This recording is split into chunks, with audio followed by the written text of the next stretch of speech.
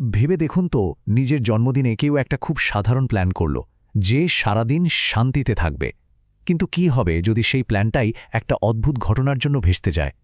চলুন আজ এমনই এক গল্পের গভীরে ঢোকা যাক, যেখানে ব্যক্তিগত ইচ্ছা আর অদ্ভুত বাস্তবতার মধ্যে একটা দারুণ সংঘর্ষ দেখা যায়। তো গল্পের শুরুটা হচ্ছে একটা বেশ শক্ত প্রতিজ্ঞা দিয়ে। আমাদের গল্পের যে কথক, সে ঠিক করেছে আজ তার জন্মদিন, তাই আজ আর কোনো রকম প্যারানর্মাল বা অলৌকিক চিন্তা মাথায় আনাই যাবে না। মানে মনটাকে একদম ফ্রেশ রাখতে চেয়েছিল।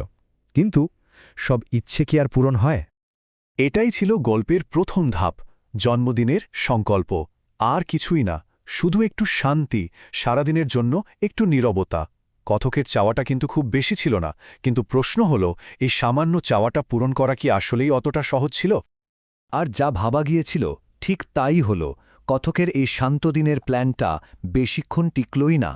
ঠিক তখনই এন্ট্রি নিল তার বন্ধু আদিত্য, আর ওর আশাই যেন গল্পের মোড়টা একদম অন্যদিকে ঘুরিয়ে দিল।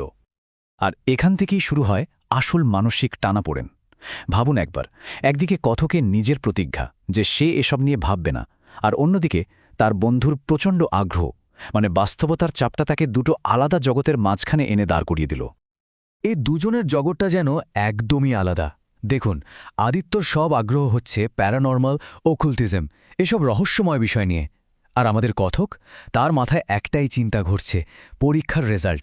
মানে দুজনের প্রায়োরিটি আর মানসিক অবস্থা যেন উত্তর মেরু আর দক্ষিণ মেরুর মতো। কথকের এই সব টেনশনের পেছনে ছিল একটাই নম্বর, 630। হ্যাঁ, মাধ্যমিকে 700-র মধ্যে এই নম্বরটা তাকে পেতেই হবে।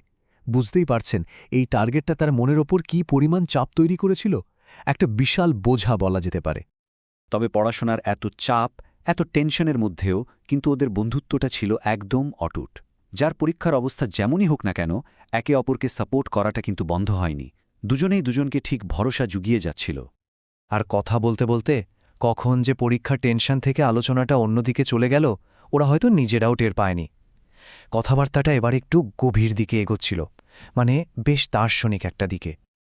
আর আলোচনার কেন্দ্রে চলে এলো সেই চিরন্তন প্রশ্ন, নিয়তি, মানে ভাগ্য বা ডেস্টিনি।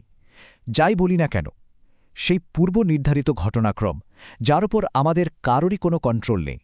মনে হচ্ছিল এই একটা ধারণাই যেন তাদের সব টেনশন আর বিতর্কের সমাধান করে দেবে। আর ঠিক তখনই আদিত্যের বলা এই কথাটা আলোচনার মোড়টা যেন 180 ডিগ্রি ঘুরিয়ে দিল। সাধারণ ভয় বা টেনশনের কথা আর হচ্ছে না।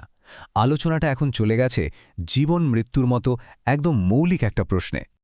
আর এই পয়েন্টে এসে কথক যেন ভাগ্যের কাছে পুরোপুরি সারেন্ডার করে ফেলল, যে যা হওয়ার তা তো হবেই, নিয়তি শেষ কথা বলবে।